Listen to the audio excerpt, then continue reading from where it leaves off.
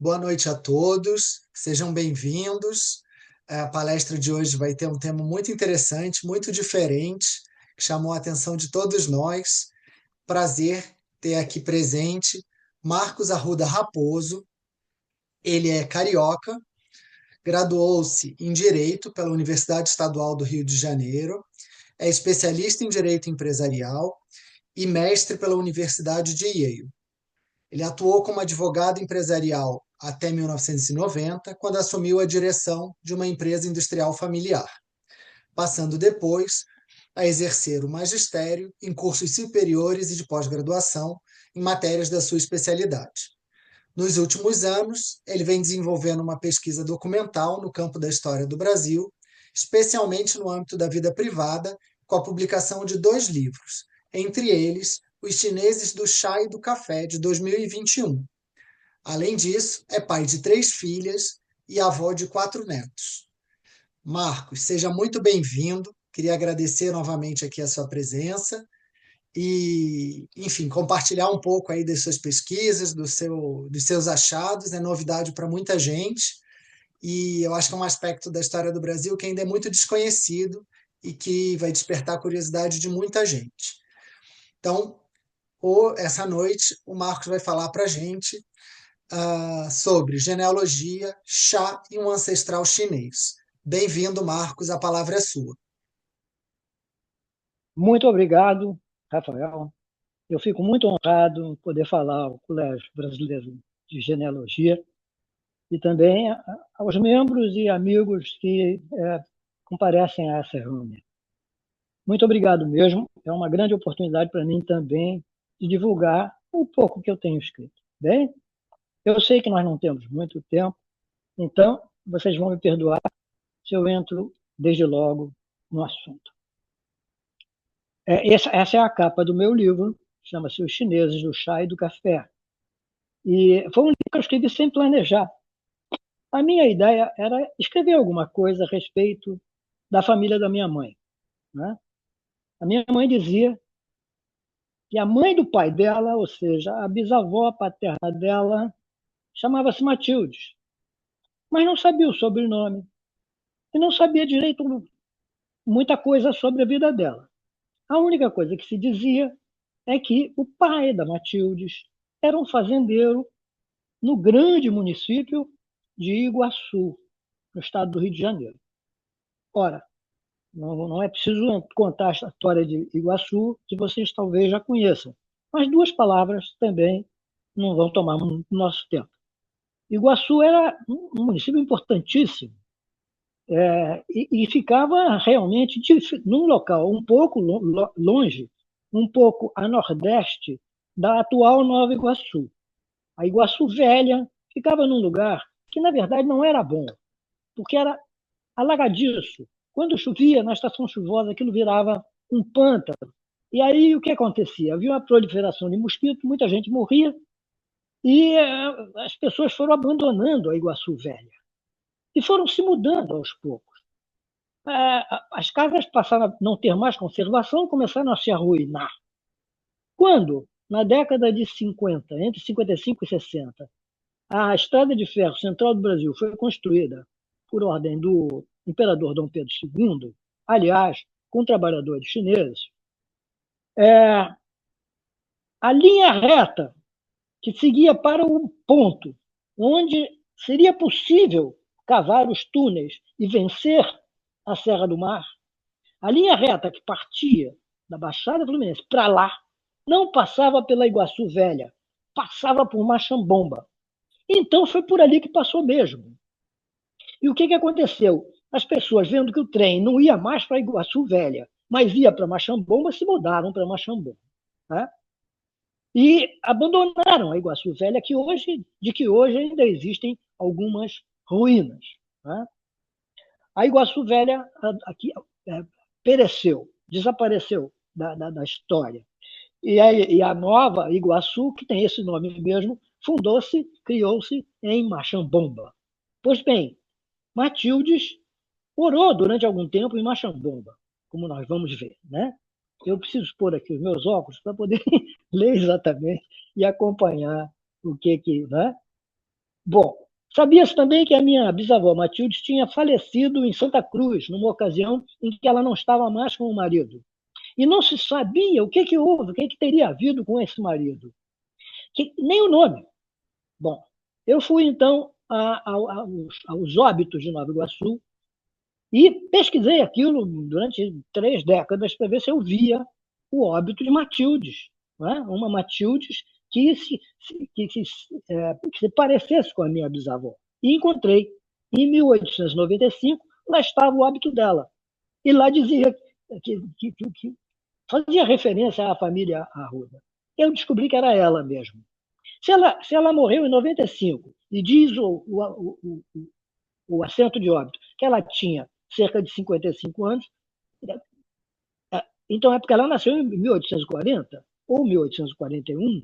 Né? Eu fui, então, aos batismos de todas as paróquias de Nova Iguaçu que estão em linha e pesquisei arduamente. Isso me levou anos, mas eu acabei encontrando a Matilde. Eu a encontrei, não é?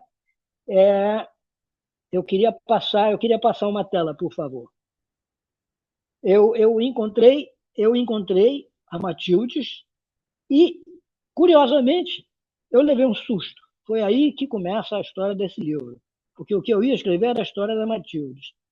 Eu descobri que a Matildes havia sido batizada no município de Iguaçu, sim, porém numa freguesia que ficava bem a oeste, lá para os lados de Santa Cruz e Itaguaí, porque Iguaçu ia até lá. Tudo aquilo ali era Iguaçu.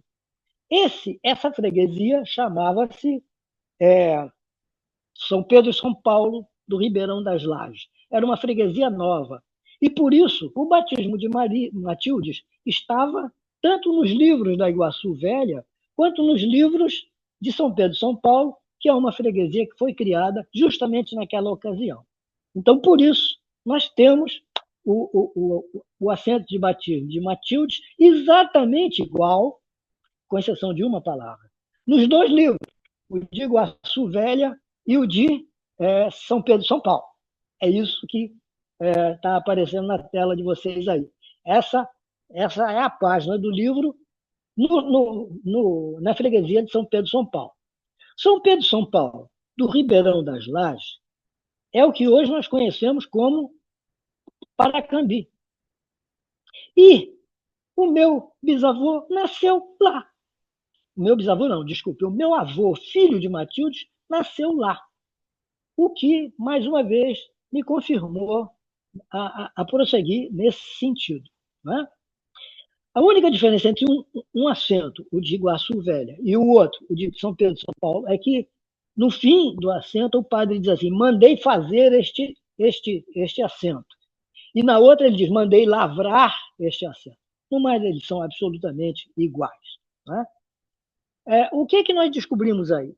Nós descobrimos uma coisa extraordinária, que Matildes era filha de um homem chamado João Antônio China. A mãe dela era Francisca Maria. Não há erro, não pode haver, porque isso consta dos 2 assentos de batismo, o de Iguaçu Velho e o de São Pedro São Paulo do Ribeirão das Lajes. Eu quase caio para trás. Como é isso? O que esse chinês vem fazer na minha família? Não tem nada de chinês. Que isso? Que história de chinês é essa? Não é? E, pô, a essa altura eu fiquei condenado a fazer a pesquisa, né? A meter a cara e ir até o fim. Não é? Pois bem, eu descobri, pesquisando os livros de Iguaçu, inclusive os de São Pedro e São Paulo, eu descobri que ele não era o único chinês, que havia muitos outros, havia dezenas de chineses, mas que ele tinha uma certa posição de liderança naquela colônia chinesa daquele lugar. Por quê? Porque ele aparecia como padrinho nos batismos de filhos de outros chineses, vários, numerosos, e também como testemunha de casamento. Não é? Às vezes um chinês queria se batizar. Quem era o padrinho? Era o João Antônio. E como é que eu sei que é ele? E quando ele era padrinho, a mulher dele era madrinha. Então não há erro. É João Antônio, padrinho, e Francisca Maria, madrinha. Não tem outro. É ele mesmo. Outras vezes o próprio padre se encarregava de desenganar qualquer dúvida, porque ele escrevia João Antônio China e sua mulher, Francisca Maria. Ora, digo eu, agora eu não tenho mais como duvidar. É ele mesmo e é chinês, mas eu, descendente de chinês, que história é essa? Então, saí procurando e descobri o seguinte, que ele, descobri nos livros de assentos de batismo, que ele tinha tido um neto. Ele tinha um neto em 1844.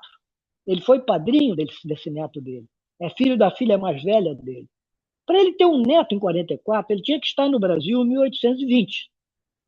Ora, os únicos chineses que estavam no Brasil, que vieram para o Brasil antes de 1820, são aqueles que vieram para plantar chá e industrializar chá na fazenda real de Santa Cruz. Não é? Aliás, mais adiante, como está na tela agora, o nosso João Antônio China, batizou um menino junto com a sua mulher, Francisca Maria, ou seja, não há dúvida de que é ele, mas aí já ele aparece com outro sobrenome, mais um. Ele não tinha propriamente sobrenome. João Antônio não é sobrenome. Então aí ele passou a adotar o nome completo de João Antônio dos Santos. Coincidentemente, a Matilde, minha bisavó, quando foi enterrada em 1895, em Nova Iguaçu, ela foi enterrada como Matildes Rosa dos Santos. Rosa foi um nome que a mãe dela, Francisca Maria, às vezes usava. Era alguns casos em que a Francisca Maria se disse Francisca Maria Rosa. Tá? Então, a Matilde ser Rosa dos Santos tem tudo a ver. Eu não tinha mais o direito de duvidar.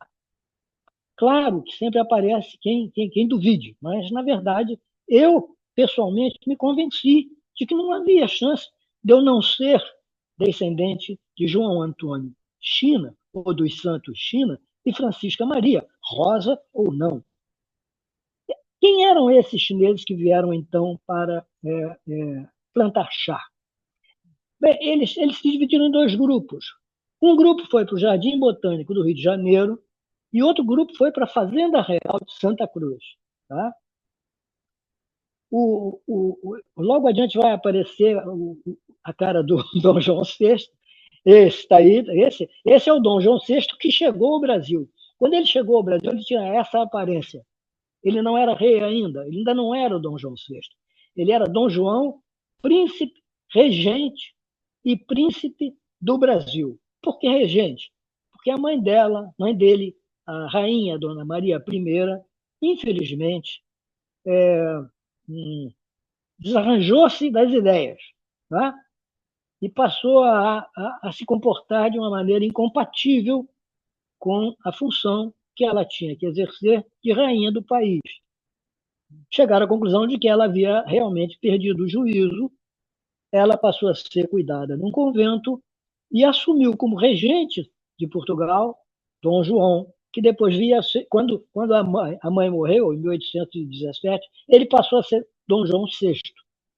Então, quando chegaram os chineses no Brasil, aí por 1817, ele já era o rei Dom João VI. E ele era senhor de uma fazenda enorme, onde ele podia plantar chá. E por que ele haveria de querer plantar chá? Volta, por favor, mostra o Conde da Barca, por favor. A esse. Foi um conselho que primeiro lhe deu Dom Rodrigo de Souza Coutinho, que foi o Conde de Linhares. Mas o Conde de Linhares, morrendo em 1812, foi sucedido pelo Conde da Barca, Antônio de Araújo Azevedo, que a partir dessa época passou a ser o mordomo-mor da Casa Real de Portugal. A mordomia-mor da Casa Real era sempre exercida por um nobre de alto escalão. Esse era conde. O outro também, o Conde de Linhares. Não eram barões, não eram viscondes, não, eram condes. Acima de conde só tem duque, depois é o rei. Então, o Conde da Barca foi talvez o responsável por convencer Dom João VI a mandar vir os chineses. E aí ele, naturalmente, lá na China também a ideia já devia ter surgido, e houve um ouvidor-geral de Macau, Macau, uma possessão portuguesa na China, que se chamava Miguel de Arriaga Brum da Silveira, que foi quem efetivamente tomou todas as providências para mandar os chineses. E ele não mandou apenas esses que vieram para o Rio de Janeiro plantar chá. Ele mandou uma leva para a Bahia, onde eles foram servir como carpinteiros navais. Deve haver muita gente descendente de chinês na Bahia e não sabe por conta disso. Por sinal, Arriaga é o sobrenome de um colega meu de colégio, que é descendente de Dom Miguel de Arriaga Brum da Silveira. Eu sei porque eu conversava com ele. Muito bem, então agora podemos avançar uma tela, né, e ver que diabo de fazenda real de Santa Cruz é essa. A fazenda de Santa Cruz não começou real. Ela era uma fazenda jesuítica, fundada pelos padres jesuítas. Lembram-se de Anchieta, de Nóbrega, etc. Pois bem, os jesuítas é uma companhia, a Companhia de Jesus, a Companhia dos Jesuítas, foi fundada no fim do século XV e foi ela que se encarregou de cumprir missões religiosas nas novas colônias de Portugal que haviam sido incorporadas ao reino na época dos descobrimentos, inclusive o Brasil. Por isso que Nóbrega e Anchieta eram jesuítas e vieram para o Brasil. Pois bem, eles receberam uma doação de terra enorme, que é essa fazenda de Santa Cruz. Ela está delimitada por esse desenho. Eu não sei se vocês vão conseguir ver, mas a fazenda começava no litoral, na Baía de Sepetiba, entre o que hoje é Santa Cruz e Mangaratiba. Ela ali era relativamente estreita. Depois ela se alarga e continua para o norte até passar o rio Paraíba. Ela era talvez a maior fazenda do Brasil, a fazenda jesuítica de Santa Cruz, não é? Fundada no século XVII, provavelmente, né? E ela funcionou durante muitos anos com índios. Os índios cultivavam a fazenda para os jesuítas. Ela funcionou como uma redução de índios, índios daquela região. Eram tupinambás, certamente, eram do grupo Tupinambá. Tá? O Tupinambá é o grupo do Rio de Janeiro. Os tupiniquins são o grupo de São Paulo. Mas, no fim, eles eram primos. Eles falavam a mesma língua, mas viviam fazendo guerra uns com os outros. Mas os padres chegaram à conclusão de que os índios não davam uma boa produtividade à fazenda.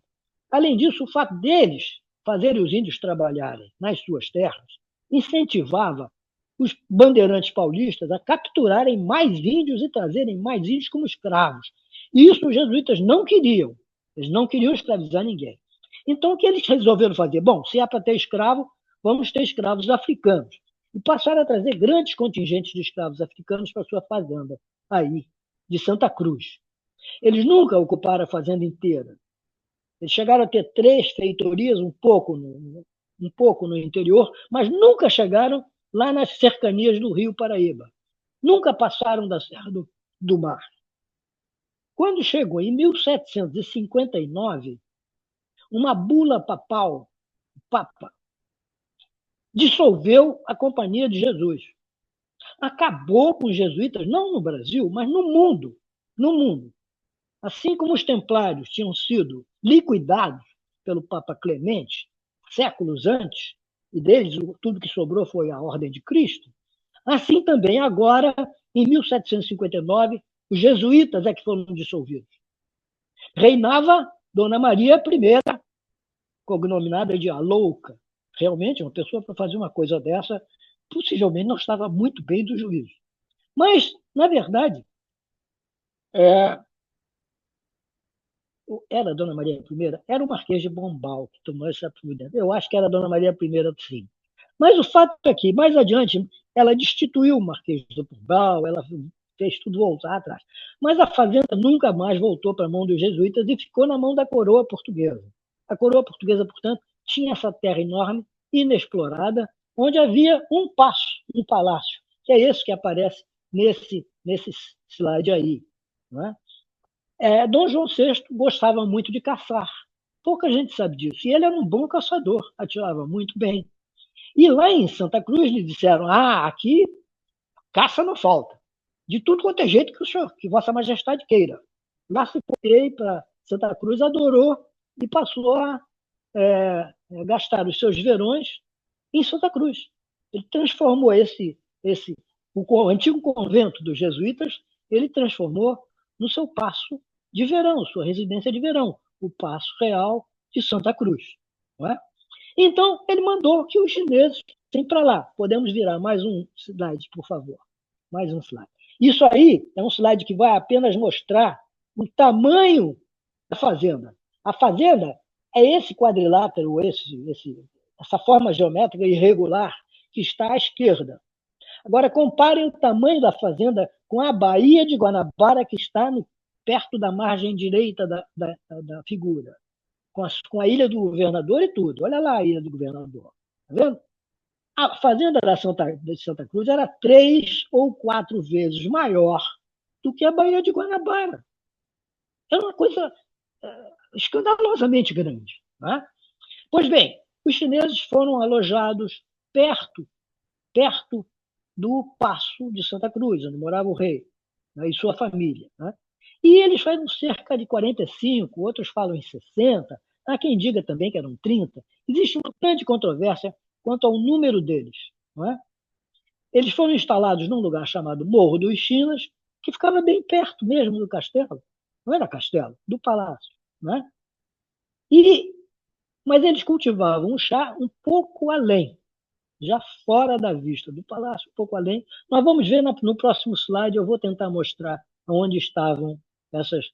Aí, isso. Essa é uma tela de Debray. Debray pintou isso do Paço de Santa Cruz, né, já durante o Primeiro Império. A gente sabe disso porque ali tem uma bandeirinha, né, aqui do lado esquerdo, tem uma bandeirinha tremulando, que é a bandeira verde e amarela do Brasil, não é a bandeira de Portugal. Então, isso aconteceu, ele pintou isso aí, ou desenhou isso aí, já depois de 1822. Não muito depois, mas depois. E pode-se ver aqui à direita um conjunto de carruagens que está chegando, deve estar trazendo o imperador, Dom Pedro I. Né? Atrás vem mais uma carruagem e, por fim, aqui no fim do caminho, tem um cavaleiro fazendo a escolta final. Pois bem, essas casinhas que aparecem aqui do lado esquerdo, um pouco antes da bandeira, devem ser as casinhas dos chineses. Se vocês prestarem atenção, elas têm os telhados no formato que era usual nas casas chinesas. Não é? Então, é muito provável que aí fosse a vila chinesa de Santa Cruz. À frente dela, então, tinha um jardim onde eles plantavam plantas medicinais. E o cercadinho ficavam atrás, lá naquela parte já meio azulada, ali do lado direito, ali tem uma partezinha mais escura. Ali devia ser a plantação do chá. Podemos passar mais um slide, por favor. Os chineses saíram-se muito bem na plantação do chá, embora a qualidade do chá deles fosse sujeita a controvérsia. Havia quem dissesse que o chá era ótimo, tão bom quanto vendido em Londres ou Paris, e outros diziam que era muito ruim. A explicação para isso é que os chineses, quando faziam chá para ser vendido, eles faziam bem feito. Não é? Eles aplicavam toda a sua experiência na confecção do chá, na industrialização do chá. E quando eles faziam, assim, sei lá, para vender ali mesmo, o que sobrava, esse era um chá qualquer. E esse não tinha muita qualidade. Uma pessoa que elogiou o chá chinês feito em Santa Cruz foi Mary Graham. Mary Graham era uma senhora inglesa que chegou ao Brasil com Lord Cochrane. Ela vinha acompanhando Lord Cochrane. Não eram casados, não.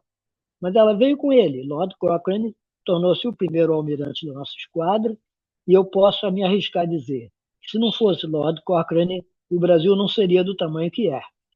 O Brasil teria, toda a sua parte norte, teria continuado a pertencer a Portugal. Cochrane foi lá, fez uma barbaridade, fez coisas horríveis, mas ele conseguiu botar aquele pessoal na linha e eles, então, passaram a obedecer ao imperador Pedro I no Rio de Janeiro. Aquela parte do Brasil, ela comerciava muito mais diretamente com Portugal do que a parte mais a leste e ao sul. O sul, sudeste e nordeste do Brasil obedeciam ao Rio de Janeiro, mas do Maranhão, Belém, Amazonas não queriam saber do Rio de Janeiro. Quem deu jeito nisso foi o Cochrane. A mulher dele era Mary Graham. Mary Graham escreveu um livro sobre uma viagem que ela fez ao Brasil. E ali ela deixou um testemunho de que a vila dos chineses era encantadora, com lanterninhas penduradas, tinha um jardim muito bonito, com hortelã e outras plantinhas aromáticas. E eles eram umas pessoas muito gentis e que o chá que eles faziam era de primeiríssima qualidade. Bom, o que aconteceu? Porque como é que eu consegui continuar com essa minha pesquisa? A essa altura, eu esparrei numa parede com mas daí eu vou para onde agora? Quem me socorreu? Quem me socorreu foi minha sobrinha, Gisele, que está nos ouvindo agora. Eu já vi que a Gisele está aí. A Gisele, que mora em São Paulo, nasceu aqui no Rio, mas mora em São Paulo, é uma das poucas pessoas da família que ainda tem os olhos amendoados e que é uma das poucas. Como é que a gente vai fazer? Né? A genealogia, a herança genética é assim, ela, de gerações em gerações ela reaparece. Pois bem, a Gisele, pesquisando isso, porque se interessou muito, na Biblioteca Nacional encontrou um documento extraordinário.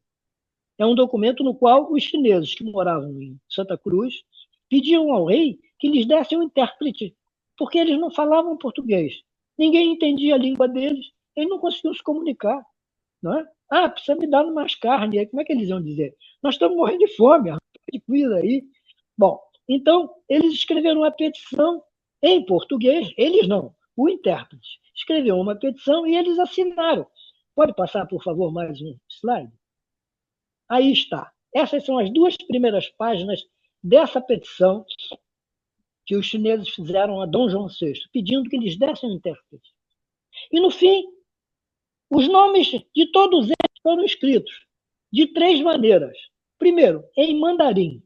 Segundo, com o nome que eles receberam no Brasil, cada um recebeu no Brasil um nome português, porque os nomes chineses eram impronunciáveis, e ao lado disso existe, assim, na vertical, a maneira fonética de pronunciar o nome chinês. Como é que se deve pronunciar o nome chinês? Como é que eles próprios diziam que o nome deles era? Pois bem, na primeira página desse documento, cá embaixo, no canto, na segunda página, eu quero dizer, a primeira página de assinaturas, no canto direito inferior, está marcado por uma seta em azul o nome de João Antônio, que não pode deixar de ser ele, porque é o único João Antônio que tem aí. É ele. Pode passar mais uma tela, por favor? João Antônio tinha a pronúncia do nome dele, como os portugueses já ouviram, era On Afon. Ele perguntaram, ele conhece o nome? Ele disse On Afon. Aí os caras escreveram On Afon. Na verdade, não é não. Na verdade, escreve-se Wu Yafon, como está aí na tela. E como também está em caracteres chineses. Como eu consegui? Eu fui ao Instituto Confúcio, aqui do Rio de Janeiro, que fica ali ficava num dos prédios da PUC, e eu fui muitíssimo bem recebido pela professora Ana Tchau, que era a diretora nessa época do Instituto Confúcio. Ela me recebeu amavelmente, entusiasmada com a minha descoberta, pegou aquele documento, botou a lente em cima e decifrou. Olha, o nome dele é esse. Aí ela escreveu, como vocês estão vendo aí, em chinês. Eu digo, e como é que se pronuncia esse nome? Ela disse, olha, você vai escrever, ele é hoje escrito com os caracteres romanos, como se fosse W-U e a Feng. Eu digo, mas como é que se pronuncia isso em chinês? Ela olhou bem para mim e disse assim, On Yafon. Eu quase caí para trás. Era exatamente o que estava escrito, que os japoneses ouviram, que os japoneses, que os portugueses ouviram. On Yafon era o nome do homem. Como era pronunciado. E como é que se escreve? Como é que ele é transliterado para as línguas ocidentais? Dessa maneira como está aí.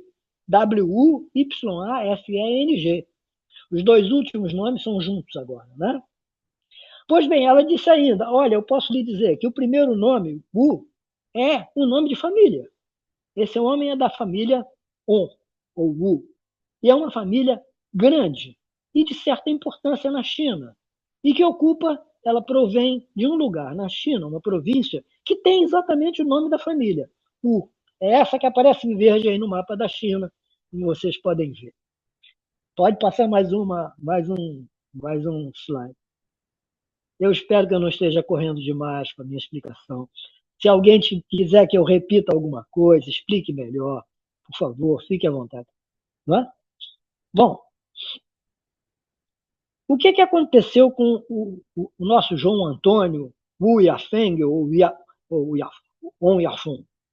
O que acontece é que ele trabalhou como prometido, como constava do seu contrato, durante 10 anos. Por que eu acho que é 10 anos? Porque 10 anos depois ele não estava mais em Santa Cruz. Então isso significa que o contrato dele era 10 anos e ele foi embora. Ele não é bobo ficar trabalhando lá. Ele lá ganhava alguma coisa, mas era muito pouco. E sabe, os chineses são muito poupadores, muito econômicos. Ele juntou algum dinheirinho, foi se arranjar numas terras, não é? Um pouco ao norte, bem ao norte de Santa Cruz. Santa Cruz está dentro do município do Rio de Janeiro. O lugar para onde o nosso João Antônio dos Santos foi chama-se hoje Paracambi. Na verdade, é um lugarejo que ficava um pouquinho antes, na entrada de Paracambi. Ali onde o rio Guandu passa a chamar-se Guandu, porque até ali o rio chamava-se Rio das Lajes. Aqui está, o Rio das Lajes, lá vem ele, não é? Aí quando chega ali perto daquela bolinha vermelha, ele faz uma curva. Ali nessa curva, ele passa a se chamar Rio Guandu. E segue, e vai se atirar ao mar na Baía de Sepetiba, perto de Santa Cruz. Pois bem, o nosso chinês foi se instalar aí. Por que cargas d'água? Eu não sei. Se ele tinha algum conhecido. Ele se casou com a Francisca Maria, né? Como eu já disse. É possível que a Francisca Maria tivesse parentes aí. Eu não consegui descobrir a ancestralidade dela. E, aliás, nem mesmo do Onafon. Não consegui. O presidente do Colégio Brasileiro de Genealogia me sugeriu hoje, amavelmente, que eu talvez encontrasse as origens deles no processo de cristianização do Afon, do João Antônio, que certamente existe nos arquivos da Cúria Metropolitana do Rio de Janeiro. Arquivos esses que eu já palmilhei muitas vezes, mas que eu deixei de palmilhar depois que os registros todos passaram a estar online no site da Igreja dos Mormons, o Family Search, que me foi utilíssimo. Pois bem, o João Antônio foi então para esse lugar e lá ele criou uma fazendola.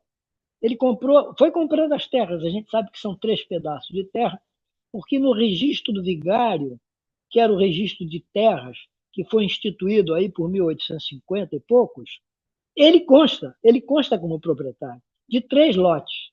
Esses 3 lotes formaram a fazendola dele. Ele nunca foi um fazendeiro grande, nem se esperava que eles fossem, não é? Mas era o grande o suficiente para sustentar a família, não é? E aí ele já se chamava João Antônio dos Santos, como eu já disse, não é? Já era pai de Matilde, que também adotou o Santos, não é? Talvez ele não quisesse mais ser chamado de China. É possível que ele tenha adotado o Santos para não continuar sendo João Antônio China. Não adiantou. Todo mundo continuou chamando ele de China. Não desprezou o sobrenome que ele escolheu, não. Chamava João Antônio dos Santos China. E é assim que ele foi sepultado, em 1868, 12 dias antes de nascer o meu avô, de quem eu vou falar depois. Aí estão os filhos que o João Antônio dos Santos e Francisca Maria, às vezes Francisca Maria Rosa, tiveram. Ana Maria, Joaquim Joaquim Antônio dos Santos, Matildes Rosa dos Santos, Domitildes Maria, Luísa Maria, Luísa Maria Francisca, Manuel Luiz dos Santos e Pedro. Pedro morreu muito cedo, não se tem notícia dele. Os outros fizeram casamentos. Como vocês veem, eu devo ter muitos parentes por lá, que são filhos, netos, bisnetos, trinetos, tetranetos desses filhos de João Antônio dos Santos e de Lúcia Maria. Eles compartilham um genoma comigo, não é? Mas eu não tenho ideia. Eu não tenho ideia do que houve com eles. Eu não sabia nem que eu era. Imagina como é que eu vou saber que um outro lá, que é filho da Domitildes, não sei o que. As filhas do João Antônio dos Santos casaram-se com filhas de fazendeiros vizinhos. Ou com o Antônio Marques Lavra, que era um fazendeiro maior e que foi o padrinho da Matildes, ou então com os filhos de Rosendo Barbosa, que era um fazendeiro maior do que o João Antônio, mas menor do que o Lavra. Todos eles ficavam ali naquela região de Valão da Areia. Valão da Areia é que fica exatamente na margem do rio Guandu, no lugar onde ele faz a curva e passa a se chamar Guandu. Bom, podemos passar mais um, por favor. O que aconteceu com Matilde? Eu não consegui achar o casamento de Matilde. Não consegui achar em lugar nenhum. Primeiro porque nem todos os livros existem. Muitos livros desapareceram de diversos lugares. E ela pode ter se casado tanto em Itaguaí, que era muito perto, quanto em São Pedro, São Paulo, do Ribeirão das Lajes, onde ficava a fazendinha do pai dela, ou ela pode ter se casado também em Machambomba, onde ela passou a morar, que era também uma freguesia de Iguaçu, como eu já disse, e que hoje se chama Nova Iguaçu. Ali em Machambomba, eu descobri pelo almanaque Lemer que o Joaquim Gomes Arruda, que era o marido dela, né, e cuja ancestralidade, a única coisa que eu sei é que ele provém dos Arrudas de Bananal, São Paulo, não sei mais do que isso, porque isso é o que dizia o meu avô. Ah, eu sou Arruda de Bananal, eu não sou Arruda daqui de lá, não sei não. Não, eu sou Arruda de Bananal. Fazia muita questão de dizer isso, porque os Arrudas de Bananal eram riquíssimos, poderosíssimos. E ele, coitado, nunca foi rico, coisa nenhuma. Mesmo o Joaquim era dono de um açougue. Então ele não podia ser rico. E era em Machambomba. O que aconteceu?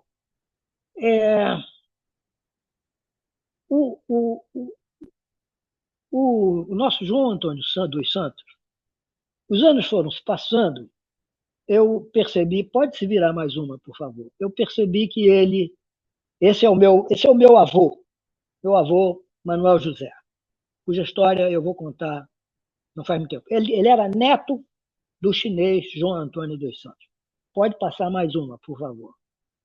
O João Antônio, na fazenda dele, naturalmente, como todo mundo naquela época, ele teve escravos.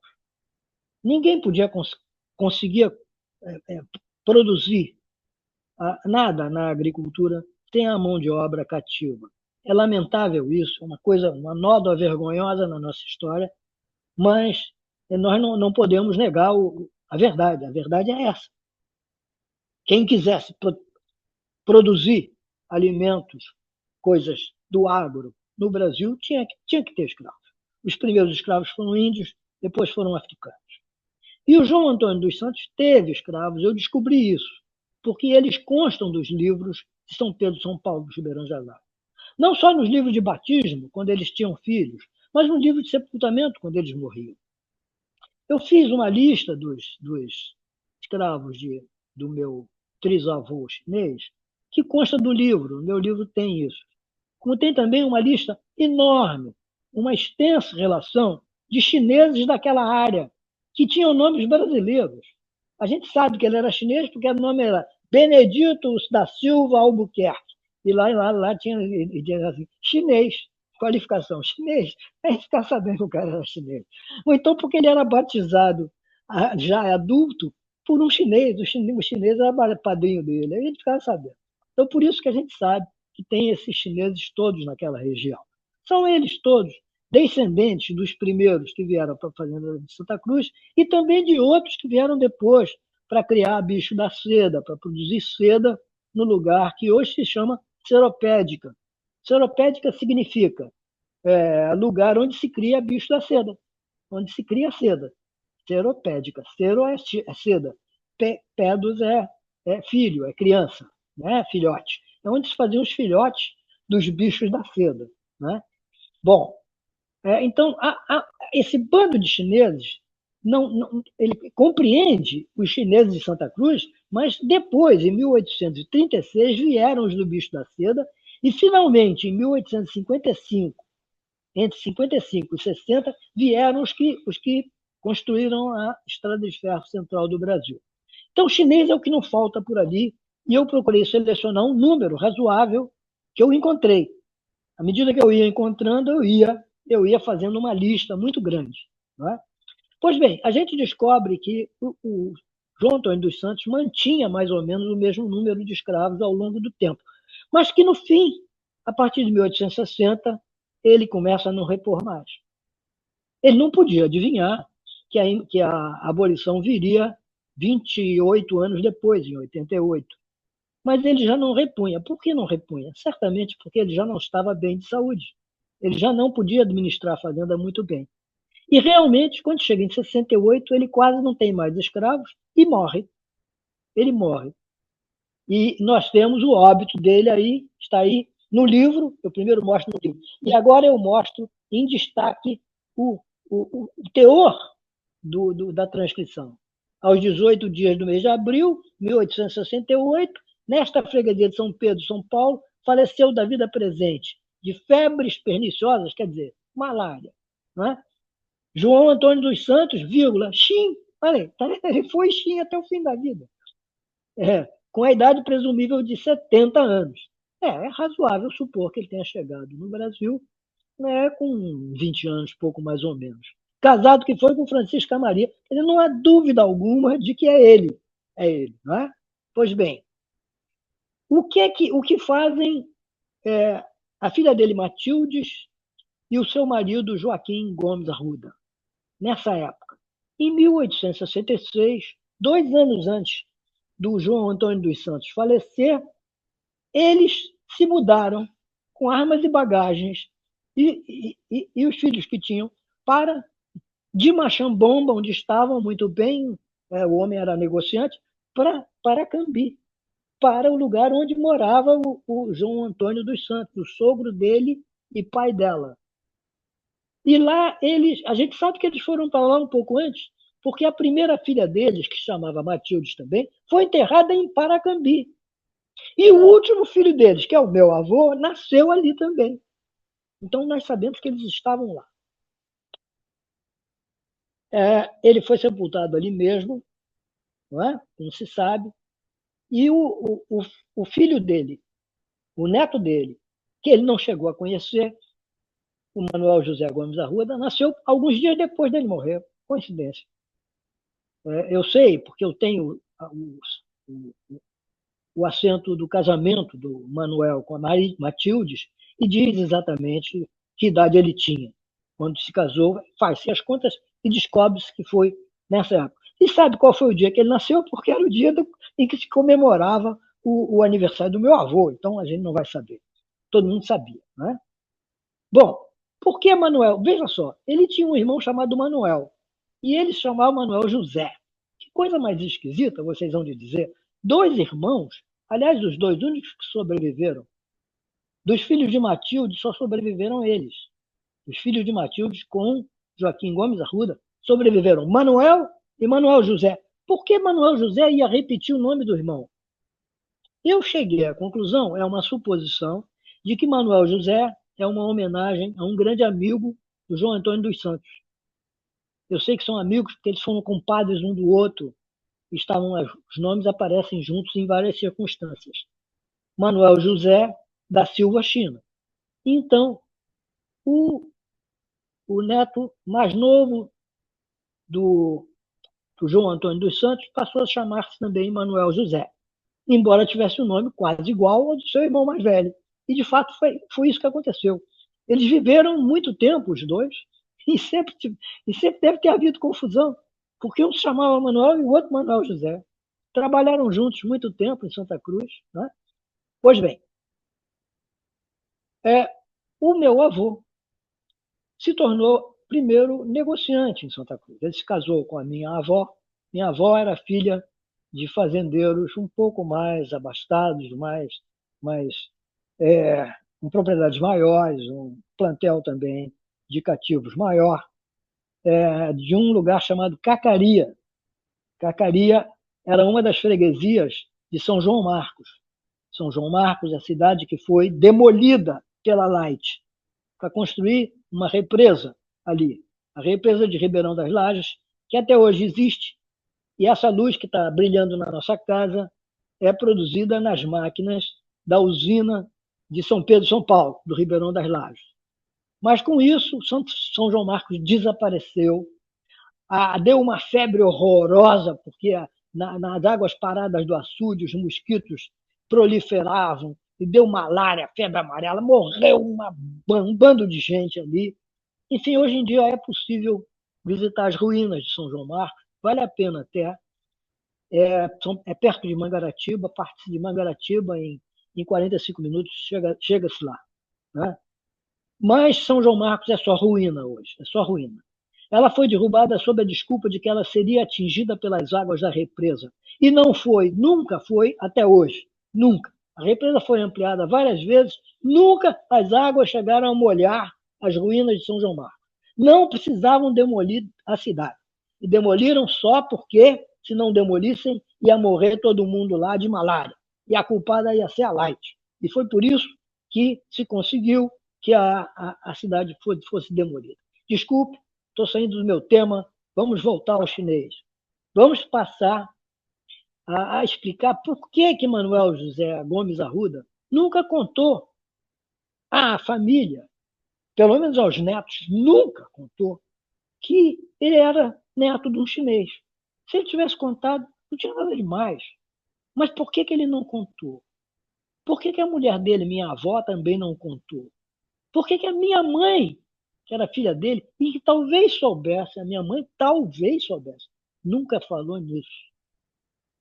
Por quê? Porque havia um preconceito no fim do século XIX, de 1880 em diante, quando o Brasil pensou em mandar vir chineses da China para substituir a mão de obra africana que havia sido libertada e que fugira para as cidades. O campo estava deserto de mãos, de braços para trabalhar. Pensou-se em mandar vir chineses.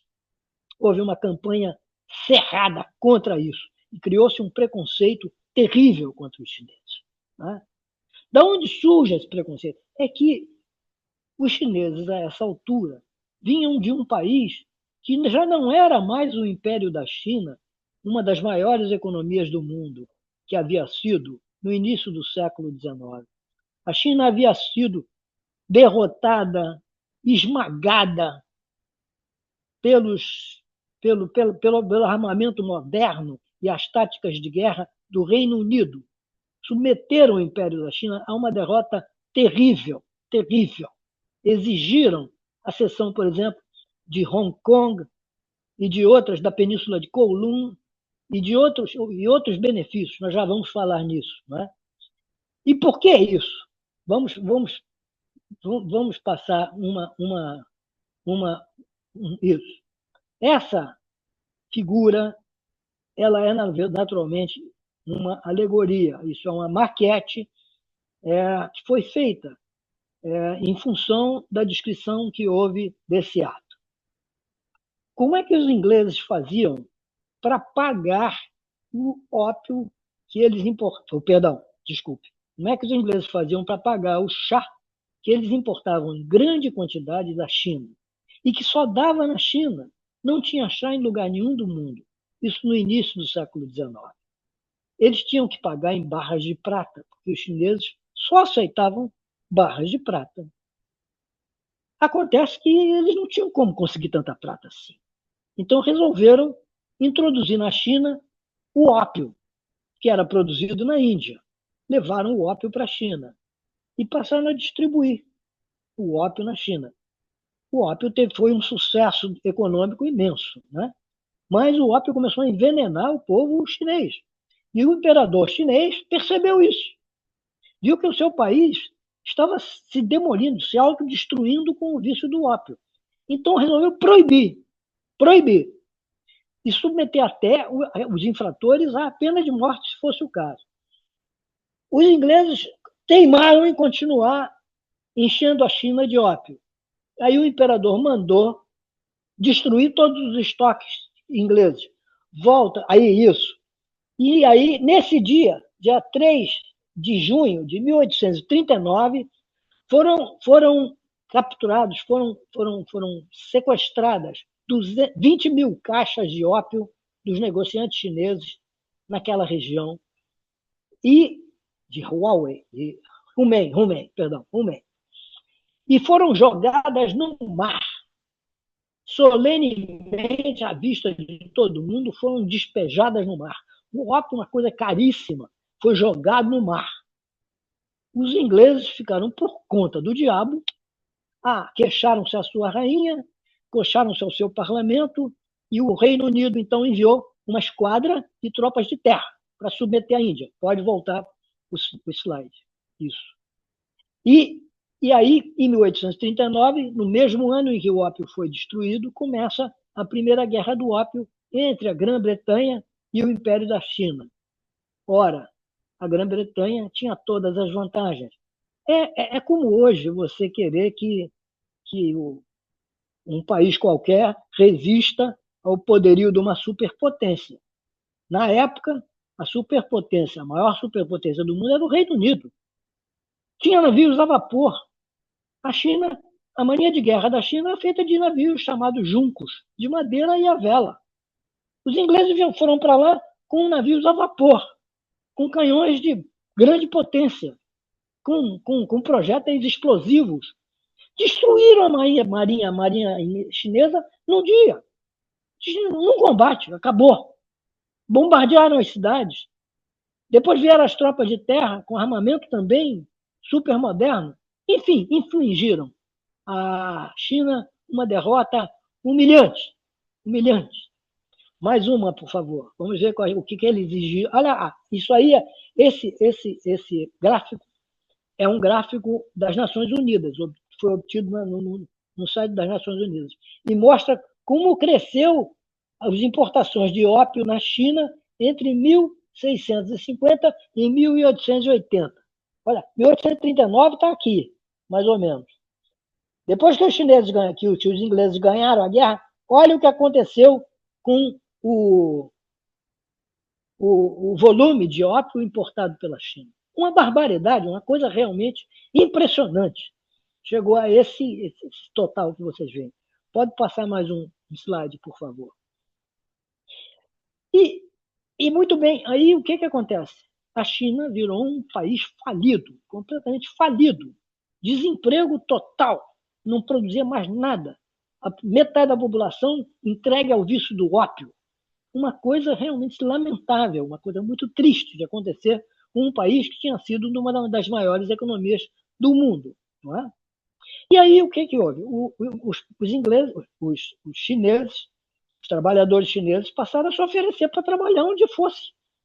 E grandes companhias de construção civil se interessaram por isso e passaram a importar chineses para fazer grandes construções de grandes obras em qualquer país do mundo que se interessasse. Os Estados Unidos se interessaram e mandaram vir um contingente muito grande para construir as duas ferrovias que, correndo quase paralelas, ligavam a costa leste dos Estados Unidos, onde tem Boston, New York, Richmond, etc., à costa oeste, onde está a Califórnia, não é? São Francisco, San Diego, que eles haviam conquistado dos mexicanos. Então, eles atravessaram o país quase ao mesmo tempo com duas ferrovias, uma um pouco ao norte da outra, construídas pelo braço dos chineses, que eram simples trabalhadores braçais, sem especialização alguma, e que eram chamados de coolies, os coolies. Esses coolies ficaram muito mal vistos na sociedade americana, porque eles trabalhavam por quase nada. Eles não havia como o trabalhador americano concorrer com o coolie, porque o coolie trabalhava quase de graça, e ele, trabalhador americano, exigia pagamento em bom dinheiro, em dólar. As companhias que tinham que construir as grandes obras nos Estados Unidos preferiam os coolies, porque o custo era muito menor. Os trabalhadores americanos então passaram a fazer uma campanha cerrada contra os trabalhadores chineses. E daí nasce o preconceito. Inventaram que os trabalhadores chineses eram desonestos, que eram preguiçosos, que eram anti-higiênicos e que roubavam, enfim, e que também iriam abastardar a raça americana. Esse preconceito dominou os Estados Unidos nessa época. Nós estamos chegando já ao fim do século XIX. E quando, no Brasil, o Brasil precisou de braços que substituíssem os africanos que tinham sido libertados, pensou-se em trazer chineses também para isso. Mas aí o preconceito aqui também predominou. Eu não sei quais foram os interesses, mas o fato é que a imprensa toda, o parlamento todo, ficou contra os chineses. Não deixe trazer, não deixe trazer. Por quê? Porque diziam que eles iam abastardar a raça brasileira, que eles iriam prejudicar a notável raça brasileira. Ora, vejam vocês. Né? E que eles iriam roubar, eles eram ladrões e tudo mais. Esse foi o fundamento do preconceito contra os chineses. E esse preconceito durou até o século XX, que eu me lembro, quando eu era menino, de vez em quando tinha uma marchinha de carnaval, que jocosamente fazia esse tipo de comentário com o chinês. Chinês come somente uma vez por mês. Vai mais a Xangai como da outra vez. Quer dizer, comia uma vez por mês. E o chinês era indolente, que o chinês roubava galinha. Essa revista ilustrada aí publicou isso. Essa revista aí. Grandes nomes da nossa intelectualidade, como Joaquim Nabuco e Machado de Assis, militavam a favor desse preconceito. Joaquim Nabuco dizia que de maneira nenhuma mandassem vir os chineses, que mandassem vir gente da Europa, mas nunca chinês. Por quê? Porque o chinês é desonesto, porque o chinês é preguiçoso, porque o chinês é burro. E o Machado de Assis? Machado de Assis escreveu uma crônica satírica, na verdade sarcástica, contra os chineses. Não teve coragem de assinar. Assinou sob pseudônimo, mas todo mundo sabia que era ele. E quem lê hoje em dia reconhece o estilo. É ele mesmo. Eu copiei os dados, que se alguém tiver interesse pode ver. Foi publicada sob o título Balas de Estalo, por um escritor que era o Machado de Assis, mas que se ocultou sob o pseudônimo de Lélio. Todo mundo sabe que Lélio era um dos pseudônimos do Machado de Assis. Na seção Folhetim, do Diário de Notícias, do dia 23 de outubro de 1883, na página 2. Essa edição do Diário de Notícias tem o número 296, de 1883. Né? Pois bem, com essa campanha toda, você ainda ia querer que o meu avô, coitado, que era neto de chinês, fosse sair por aí propalando, eu sou neto de chinês? Aí ele você só come uma vez por mês? Né? E outras coisas piores que se diziam dos chineses. O chinês era ladrão. E aí, com base nesse preconceito, os chineses não vieram. E as relações entre o Brasil e a China se distanciaram completamente. Elas só vieram a tornar-se mais estreitas no século XX, mas quase no século XXI. Tarde no século XX. Não é? Ninguém se lembrou de que isso era uma mentira comprovada, de todo esse preconceito, tudo isso que falavam mal dos chineses, era uma mentira deslavada e comprovada. Por quê? Porque os chineses que vieram no início do século XIX, como o meu trisavô, como todos aqueles outros que eu menciono no meu livro, todos eles, onde estavam? Onde estão hoje? Alguém sabe deles? Alguém sabia deles? Como é que eles abastardaram a raça brasileira? Como é que eles formaram quistos? De que maneira isso aconteceu? Não formaram quisto nenhum.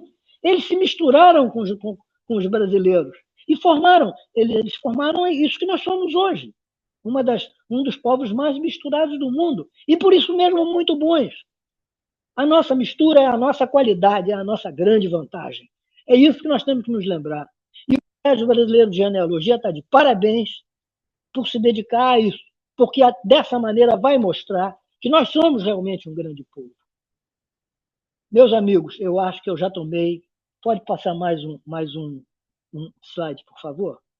Aí está a linha que chega até mim. Aqui o João Antônio dos Santos China, a Matildes, o Manuel José, meu avô, que eu conheci bem, e a Amélia, minha mãe, que é evidentemente, né? E sou eu aqui no finzinho, sou eu. Oh, quem olha para mim não vê nada de chinês em mim. É verdade que eu não tenho um olho grande. Os chineses dizem que a gente tem olho, que o ocidental tem olho de vaca. Eu não tenho olho de vaca. Nem minha mãe tinha, nem meu avô tinha. Mas olho amendoado eu também não chego a ter. Não é? Nós estamos completamente assimilados na sociedade brasileira. Tá? Então, eu queria terminar a minha apresentação pedindo desculpas a vocês por ter me estendido um pouco além da conta, certamente, apresentando a minha homenagem ao meu trisavô. On Afon, é como se pronuncia esse nome aí. E agradecendo a vocês imensamente a paciência e o bom coração que tiveram por escutar este homem já no fim da vida. Muito obrigado. Uma boa noite. Eu vou aproveitar, Ju, para falar que o Marcos tem também outros 2 romances publicados. Olha, o livro dele, dos chineses, eu e Juliana lemos assim numa tacada, porque é muito bem escrito, uma escrita gostosa, flui, sabe? Então eu imagino que esses outros 2 livros também sejam bem interessantes. Então, eu ainda não li, mas pretendo ler, viu, Marcos? Eu pesquisei Muito aqui sobre os seus obrigado. livros. E eu Tá? ficarei imensamente grato se você ler o meu livro, porque eu valorizo muito a colaboração que você deu, aprendi a admirar o Colégio de Genealogia, que eu, na verdade, não conhecia. Muito obrigado, viu, Patrícia, a você e a todas as que participaram dessa minha tentativa de Marcos, explicar alguma coisa. não Muito grato. precisa pedir desculpa, que ficou todo mundo aqui vidrado ouvindo. Excelente a sua palestra. Tá todo mundo cheio de pergunta, super curioso, mas a primeira pergunta que eu vou fazer Sim. deixa eu ver quem foi. Uma pessoa que perguntou onde pode comprar o seu livro. Eu sei que na Amazon vende, a gente colocou o link, mas tem algum outro lugar que possa comprar o livro? Olha, estava aqui na audiência da minha, estava o meu editor, o Bit. O Bit está aí em algum lugar. Mas eu explico que o Bit é a pessoa que edita os meus livros. Não é? Ele é um jeito, mão aberta danada, não me cobra nada por isso. Não é? E publica na esperança de que consiga vender. Se eu puder colaborar para que o Bit não tenha um prejuízo muito grande, eu colaborarei. Ele está em vários sites, né? Por exemplo, está no site da Um Livro. Um Livro é um dos sites onde ele pode ser obtido. Agora, por que eu falo no Amazon? Porque, na verdade, eu às vezes me esqueço que o livro está nos outros sites também. Eu não me lembro de quais sites. Me lembro de Um Livro, mas não me lembro dos outros. Agora, da Amazon eu me lembro sempre, porque toda hora a gente está comprando livro lá, né? É amazon.com.br livros. Você vai encontrar o meu livro ou pelo título ou pelo meu nome. Tá? Vai encontrar, aliás, os outros 2 livros também. Se fizer a pesquisa pelo meu nome, vão aparecer os 3. Né? Dos 3, o primeiro Eu foi acho, esse dos chineses. Marcos, Sim. só para uma observação, até para pessoas que não são da sua família, que como você falou, você faz um levantamento, isso eu achei muito fascinante, de todas as menções que tem de pessoas nos batismos, casamentos, que são chineses. Então, outras pessoas, onde encontrar essas fontes? Então, outras pessoas que vão descobrir, né, talvez, que descendam de chineses, o seu livro vai ser muito fundamental para essas pessoas. Então, não é só para quem... A leitura é deliciosa, não tem nada a ver com a família do Marcos, amei ler, mas eu acho que pessoas que são descendentes de chineses vão aproveitar muito o seu livro. Você já fez a transcrição dos nomes, inclusive. Eu fico sem ter como agradecer, viu, Patrícia, ao presidente do colégio, né? E também a Natália, que ajudou, não foi, Natália? Não, qual é o nome da sua colega? Juliana Ju. A Juliana também ajudou muito. Eu quero agradecer a todos vocês do Colégio Brasileiro de Genealogia Em especial, quero agradecer a alguém que pode não estar aqui me ouvindo, mas é um grande amigo, o ministro, diplomata, Paulo Fernando Telles Ribeiro, que é também autor de livros de genealogia e foi quem me sugeriu entrar em contato com o Colégio Brasileiro de Genealogia. Fico grato a ele também. Viu? Muito obrigado. Marcos, a Ele Maria deu para a gente uma cópia. Desculpa, Jô. Ele nos deu de presente uma cópia de seu livro. Então, a gente tem no CBG o seu livro, viu? Ótimo. tá lá na biblioteca, para quem quiser ver. E, Eu tenho muito Marcos, prazer em dar outros volumes. a Sim. Maria Lúcia Marrens, que está aqui, que é associada do CBG, também foi presidente do colégio, ela fez uma pergunta que é a mesma pergunta que eu pensei e o Rafael também pensou. Se você Que já ótimo. fez teste genético? Eu fiz. Antes de saber dessa história de chinês, eu fiz. Não foi barato. Foi naquela época em que estava começando. Era caro para burro. Eu fiz. E aí, eu percebi que, por exemplo, a ancestralidade indígena, que é forte na minha família materna, quem olha para o meu avô, Manuel José Gomes Arruda, o neto do chinês, observa que ele é um homem de pele bronzeada, fortemente bronzeada. Embora ele não apresente muitas características africanas, é muito provável que ele tenha ascendência tanto africana quanto indígena. E ele mesmo dizia que a ascendência indígena dele era próxima. Agora, o teste genético não mostra isso. Mostra uma ascendência indígena desprezível. Ora, Mas não discute a verdade, está mostra errado. composição genética chinesa? Mostra um primo na China, foi tudo que eles mostraram. Agora, e aí eu procurei saber por que isso tinha acontecido. E descobri que, pelo menos nessa ocasião, o teste era feito em dois cromossomas, um paterno e o outro materno. E que o paterno é o cromossomo Y, mas ele só se transfere para os filhos homens. Então, quando o meu trisavô chinês teve uma filha mulher, que é a Matildes, ele não transferiu para ela esse cromossomo. Então, eu não tenho como chegar a ele pelo cromossomo Y. Ainda mais, o meu avô, que era neto dele, transmitiu a sua genética até mim através de uma filha, que é a minha mãe. A minha mãe não tinha cromossomo Y, então eu nunca chegaria ao ancestral chinês por aí. Eu fiquei com muita raiva e arquivei o meu teste genético porque ele não serve para nada. E eu, Não, eu já li depois a gente pode críticas te ajudar, semelhantes. Marcos, porque dá Pode ser para que. subir o resultado no GEDMET, a gente vai te ajudar depois para Vamos, investigar vamos mais ver. coisa. Paty, você quer fazer mais? Tem um monte de elogios aqui no Muito obrigado. chat, da Ana Paula, da Patrícia Viotti, Eu estou Cláudio emocionado. Nirava, Cláudia, meu Cristina irmão, Conte, que é sua minha, sobrinha, minha sobrinha sua também. filha, Ela é a casada com o Paula. Bit. Ah, que bom, que bom, que bom.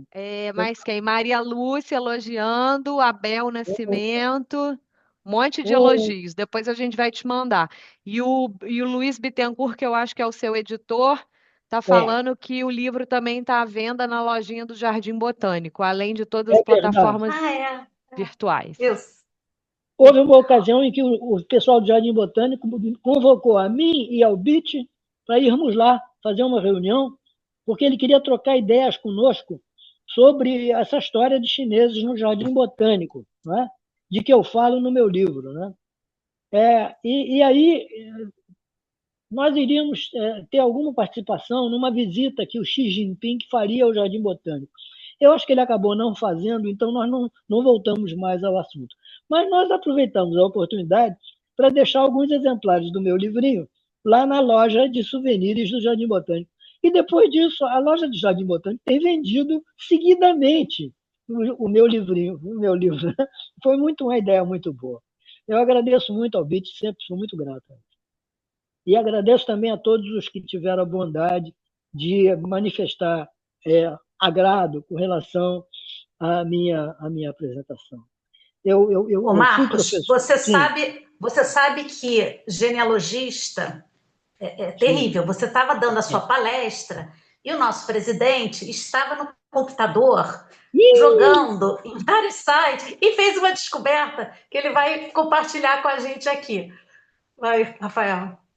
Oi, Marcos, boa noite. Parabéns, boa parabéns noite, pela Rafael. pesquisa, pelo livro, pela palestra, que a gente vê a paixão nos seus olhos, né? Eu acho que isso todo Muito mundo obrigado. sente aqui acompanhando. Muito obrigado. E eu vou falar mais, esse é um traço comum aqui a nós, né? Todo mundo fica Que muito bom. empolgado, assim, Acho que eu com essas cheguei pesquisas. na minha turma, né? Cheguei na minha turma. Que bom. Chegou. Agora, olha, eu vou te intimar a preencher lá a nossa ficha e a Eu se associar. vou Porque fazer. você vai gostar, você vai estar aqui entre colegas. Ah, que Pessoal bom. apaixonado aí por, a gente brinca, né? Papel velho é com a gente mesmo É isso e mesmo. É traço, escarafunchar a família. dolor, né? Você sabe, eu já Agora, havia Marcos, dito. Sim, diga, Rafa. não, fala você. O que eu ia dizendo é que eu já havia dito, antes de começar a apresentação, que eu ia me filiar ao CBG. Né? Eu já havia dito isso à Patrícia e vou realmente me filiar. É a primeira coisa que eu pretendo fazer. É Mas verdade. prossiga, por favor, Rafael. Olha, eu não li o seu livro, então eu peço perdão, porque eu posso até estar Oh, falando uma bobagem, você não, já saber disso. Mas já encomendei agora durante a palestra. que Mas é o bom. seguinte, agora com essas ferramentas todas online, me deu a curiosidade, né? Você colocou lá o nome dele, do seu avô, do seu trisavô, João Antônio China. Falei, deixa eu dar uma olhadinha se a gente não acha alguma coisa extra aí. E eu achei dois documentos que eu não sei se você conhece, mas que Sim. eu achei super interessantes. Ah, eu estou O interessadíssimo. primeiro é que ele aparece num livro, um João Antônio China, que eu deduzo que seja o mesmo. Depois a gente Pode, precisa, né? Você pode, vai pode haver precisar mais de um. Né? Pode haver mais de um. verificar Né? isso, verificar aí datas e tudo. É um trabalho de pesquisa. Mas ele aparece, um João Antônio China, como devedor de um Hum, fazendeiro de Itaguaí. então é bem provável. Eu Existia um acho que outro é ele. João Antônio da Silva, mas João Antônio Isso. dos Santos, e casado com Francisca Maria, só tem um. Em Aparece Itaguaí, um sim, Itaguaí. quem era esse fazendeiro de Itaguaí? Porque eu tenho família lá. Olha, deixa eu olhar. Não tem Me lembro importância, de depois você cabeça, me é manda. um Guimarães, José Francisco Guimarães, Não, não tá? E a conheço. data, deixa eu ver aqui a data. Depois eu passo no detalhe o documento. Sim. A data é 1860. O, 1860, 60. isso, Pode ser. 1860. Pode ser, O, pode ser. Nessa relação, são vários devedores e há vários chineses. Há, por exemplo, um João Antônio Rangel China. Não, esse não é. Então, talvez a colônia, ou parte da colônia, tenha ido para aquela região. Ah, Agora, um que sem eu dúvida. acho mais interessante ainda, assim, que faz o coração bater forte, Sim, é um registro na Polícia do Rio de Janeiro, sim. em 1830, mais ou menos, tá? Eu estou sem a data certinha aqui, porque eu estou olhando agora o documento. Seguinte, de um João Antônio China, de idade de 30 anos, e aí vem a descrição física dele. Ora, vi. Baixo, Sim. rosto comprido, sem barba, olhos pequenos, cabelo negro e nem vou me arriscar porque eu estou aqui lendo rápido. Enfim, e algumas outras detalhes, Mas tá? que coisa boa. Isso aqui é um registro de imigrantes feito pela Polícia do Rio de Janeiro. Esses dois Hum, documentos eu achei no Family Search, numa ferramenta nova que eles colocaram, que é uma busca por Sim, texto completo. Foi uma coisa muito rápida, sem nenhum apuro, sim, mas com o João ótimo, Antônio. mas E assim, eu vou te passar para você pesquisar. Esse da polícia é um documento do Arquivo Nacional que está disponível no Family Search. Se você tiver facilidade, Depois que você pesquisar no Family Search, vai lá no Arquivo Nacional, cutuca um pouco, porque talvez Sim. tenha mais coisa. E o outro é, acho que do Arquivo do Estado do Rio de Janeiro. Aí tem que olhar no detalhe, eu também não sei, tá? Mas assim, com esses, eu vou te convocar a fazer uma segunda edição. O seu editor está aí. Se esses documentos não forem do seu conhecimento, Eu vou mergulha mesmo. neles Vou. e vai lá na Cúria. A gente depois pode conversar, trocar mais detalhes, mas vai no Arquivo da Cúria do Rio de Janeiro. A Patrícia já te passou, eu vou só aqui falar ao vivo dois que me ocorrem. O seu antepassado provavelmente Sim, se converteu ao catolicismo, e sim. essas conversões são registradas em livros da Igreja Católica que estão lá no arquivo da Cúria. É, Manda um e-mail para eles, vai lá pessoalmente, conversa com eles. Eles vão conseguir te orientar no detalhe que tipo de documento vale a pena pesquisar. Você já tem as balizas temporais, tem o nome. Vai olhar o livro de conversão, e eu falo isso porque eu e a Patrícia temos antepassados também estrangeiros, não católicos. E tem lá o meu, que é o Baker, ele tem lá, ele era anglicano. E mais ou menos em Hum, 1820, um pouco antes de se casar, ele se converteu. E aparece lá o registro. Ele não se converteu, ele pediu autorização para se casar e se obrigou a converter os filhos. Então, não necessariamente há uma conversão, mas há uma formalização porque ele se casa com uma pessoa da religião católica. Então, independentemente dele ter virado católico ou não, vai aparecer. Porque a esposa dele, a Francisca Maria, não é isso? é, Provavelmente, quase certamente, era católica. era, cara. A Sem dúvida. Patrícia também tem um antepassado luterano que passa mais ou menos pelo mesmo procedimento, mais ou menos na mesma época. Então tá lá. A É, outra, sim. né, o outro documento, e na verdade pode ser mais de um documento que vale a pena você procurar, são as habilitações matrimoniais. Tanto para o João Antônio China e a esposa dele, essa aí, se você achar, vai ser fantástico, mas procura também para os filhos dele. Porque, como eles são filhos de um chinês, a Igreja Católica ela é bem rigorosa com isso. Ela vai fazer a investigação. E aí, Ah, talvez, no casamento dos filhos, até dos netos, às nossa. vezes aparece uma Hum. testemunha que fala: o avô do noivo, da noiva, era chinês por isso, por isso, por isso, e conta a historinha. Então, esses são documentos muito ricos. Você tem os nomes de outros chineses para sua segunda edição, que agora está obrigado a fazer. Você vai atrás dessas informações e, quem sabe, você consegue, enfim, colocar mais dados, mais pessoas. E a gente, na segunda edição, já está convocado, a gente faz a divulgação.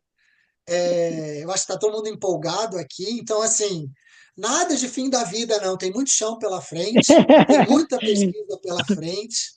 Olha, Você está. Rafael, eu agradeço imensamente. Tá certo? Oi, oi, oi, oi. Então, parece que você sumiu. O que houve aí? Eu estou O ouvindo, é só iPhone. porque eu Ah, coloquei tá, no tá, tá mudo. aqui. Eu estou ouvindo. Rafael, eu frequentei durante vários anos o arquivo da Cúria Metropolitana. E eu já era digamos assim, um freguês acostumado, um coutumier, né? Da Cúria. Naquela época eram três os funcionários que atendiam o público: o Paulo, a Silvia e a Márcia. Eu não sei se eles ainda estão lá, mas seja como for, eu sei onde é, eu vou lá, eu sei que segunda-feira não abre, e vou lá para conversar com eles sobre essa possibilidade de encontrar as habilitações. Eu só acho que talvez seja um pouco difícil, porque eles se casaram muito cedo. Devem ter se casado por volta de 1820. E eu não sei se em 1820 já a igreja fazia esses registros e mantinha esses livros. Né? Mas eu Marcos, achei a ideia excelente. eu Eu vou vou te lá. dar uma notícia maravilhosa. Sim. Esses registros de habilitações matrimoniais existem com absoluta certeza desde 1700, Ah, então ótimo. Então lá ótimo. na Cúria do Rio. Muito Então, bom. pode ir com fé e não aceite um primeiro não, viu? Não É, aceite, porque tem muita coisa lá ainda por catalogar. Seja insistente, procure variações de nome. Faça o seguinte: vê com a Juliana, com a Patrícia, passa no CBG, que é ali pertinho do arquivo da Cúria, faz a sim. sua ficha, tira suas dúvidas, pode conversar com elas, que elas manjam muito do arquivo. Tive a participação especial aqui do meu filho. É, É, elas manjam muito do arquivo, elas conhecem bem, e assim, mesmo que a gente receba um primeiro não, você é pesquisador, você sabe. A gente eu tem que sei como é. insistir, tem muita coisa ali. Tá bom. A gente ainda tem que usar luva lá, né? Tem, né? Tá bom. Rafael, eu fico Tem. encantado com as suas sugestões. Isso tem um valor inestimável para mim. E eu vou fazer exatamente isso. Na primeira oportunidade, eu irei lá no arquivo da Mitra, subsolo, né, da Catedral, e terei muito prazer em verificar, muito interesse também, em verificar esses pontos que você levanta. Eu me pergunto só aqui se isso não está, quem sabe, já microfilmado pela Igreja dos Mormons. Olha, Marcos, pode até ser que esteja, eu acredito que não, tá? Porque no acordo lá com o Family Search, né, com a Sociedade de Sim, Utah, eu acho que não foram incluídos os livros de habilitação sim, matrimonial. Na verdade, são processos, são documentos sim. avulsos. Então, para o Rio de Janeiro, eu acredito que não. Escreve para o arquivo um e-mail com os Eu vou nomes e lá, vou as fazer uma datas. visita a eles, ver se eles estão lá ainda, meus velhos amigos. Os Agora, Porque banhos, se os banhos não estão digitalizados, Marcos, eu, infelizmente. sim, é isso, verdade, você tem razão, mas isso não é uma regra geral, porque eu já encontrei banhos. Gente, a no Ângela Bem Rio, do, mais a, tarde a no século Ângela eu Duar, encontrei que é banhos. super conhecedora da Cúria, quer falar. Ângela, vou abrir seu microfone aqui para você falar. Pois não. Peraí. Você está no mudo, Ângela. Pode abrir seu microfone? Marcos, foi um prazer te conhecer, porque eu já Oh, tinha lido o seu livro e fiquei apaixonada. E eu oh. acabei de escrever que anos atrás eu vi uma lista no Arquivo Nacional e fiquei curiosa, de chineses. Eu acho que eu anotei, mas a minha pesquisa não era esse foco e foi embora. Pode ser que esteja Ah, perdido. Mas existe no Arquivo Nacional um livro, que eu vou tentar lembrar de quê e por quê, com uma listagem de chineses. eu lhe E fico quanto à Cúria, gratíssimo. o que eu achar eu mando para o CBG e eles te repassam. O arquivo da Cúria, não escreve não, vai lá, porque escrever a Daniele Verdiz, não escreve porque nunca chega para mim. Vai, vai lá Eu vou direto lá. e fala. Ela é um amor de pessoa, substituiu o grupo antigo que você conhecia, que era todos nós conhecíamos, mas a Daniela é assim super prestativa, corre atrás, Dani, ajuda. Eu não sei como é que ela que está de ajudante, que o menino ótimo, o Matheus, saiu de lá. Então, continua no mesmo talvez seja um lugar, né? caminho. Continua no mesmo lugar, no subsolo da catedral, não é? Liga para saber só, eu não sei agora como é que está funcionando, porque eu Tá. não vou lá há alguns meses. É todo dia, abre todo dia, de 9 às 11 e de 13 às 15. Menos Eles têm segunda-feira. falado tudo isso. Segunda abre também, Ah, agora. já abre, porque não Sim. abria. É, que bom. Estou indo. Olha, eu fico encantado, agradeço muito a sua colaboração, Ângela. Eu vou, sem dúvida, lá, eu tenho todo o interesse, mas antes eu vou no CBG. Eu vou no CBG porque eu quero preencher minha ficha e eu quero passar a fazer parte dessa pleiade, né, de gente dedicada a uma coisa tão importante e tão encantadora, não é? Fascinante, como é a genealogia. Né? Nós Maria Lúcia, atendemos você quer falar? presencialmente, só para avisar, a gente atende presencialmente toda quarta-feira de 1 às 5, Quartas de presencialmente, na umas. Eu biblioteca. gost- Eu vou escrever aqui, quartas de 1 às 5. Eu te mando isso por escrito, Marcos, fica tranquilo. Eu já escrevi, está escrevido. Tá bom. Muito obrigado, então. Eu estou encantado com todas as manifestações, por todas as presenças. Eu não esperava isso, eu pensei que vão 2 ou 3. Eu não podia fazer a ideia, não é? Você, Patrícia, que também já deu aula, sabe, quem dá aula adora, né? Poder ensinar, dizer alguma coisa que tenha interesse para pessoas que, de fato, emocionalmente tenham uma aderência com o tema sobre o qual você está falando, né? Então, para um professor, isso é uma festa. Eu estou muito feliz, eu não sei como eu vou dormir hoje.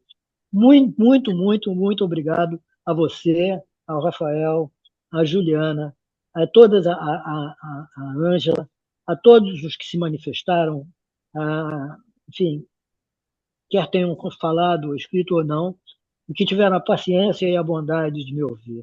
Muito, muito obrigado mesmo. Eu acho que Lembrando que a palestra vai ficar disponível no nosso canal do CBG do YouTube, tá Isso. bom? perfeito. Patrícia, eu vou só passar a palavra para Maria Lúcia. Maria Lúcia, você queria falar Sim. alguma coisa? Tá. Eu ia só Então, comentar que a Ângela tinha um recado. Aí ela falou.